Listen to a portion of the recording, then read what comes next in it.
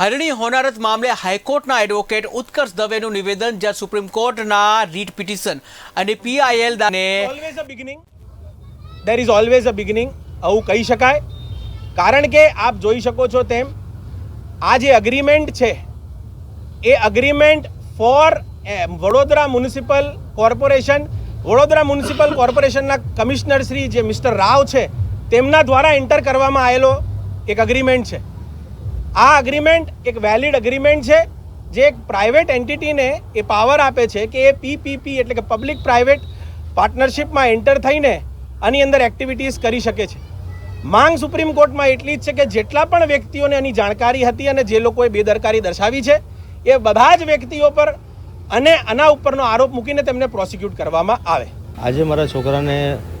ગયા 6 દિવસ થયા છે, પણ પ્રશાસન કે સરકાર જે કેસની છાનબીનમાં ખાલી તળાવના બોટિંગવાળાને અરેસ્ટ કર્યા છે. પણ એ અરેસ્ટમાં મને ખ્યાલ છે ત્યાં સુધી એ તો છે જ ગુનેગાર, પણ અમે જે અપીલ કરી છે મને એમનું ધારો કે જે તપાસને મને અનુકૂળ નથી લાગ્યું, જેથી કરીને મેં એક મારા વકીલ સાથે પિટિશન દાખલ કરી છે